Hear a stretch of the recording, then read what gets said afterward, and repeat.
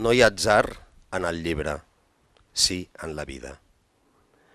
Potser has triat la forma del bressol? Has escollit la llengua dels teus pares o els ulls que t'han ferrat mentre envellies? L'atzar no té raons.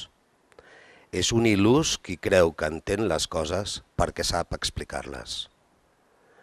Pots descriure els pigments de les magnòlies, però mai no els entendràs. Pots capbussar-te en les biografies inútilment. Els fets mai no revelen el misteri pregon de cada vida. En canvi, en l'escriptura, tot ocupa el seu lloc amb lògica implacable. Les grafies, les síl·labes, les frases, les èlitres brillants de les sextines. Escriure és més segur que travessar un pessebre. L'important no s'escriu. L'important és l'atzar, la causa de la causa impenetrable, el lloc on la raó perd l'espinada, allí on els daus es juguen el nom del teu botxí. Poc et resta per fer.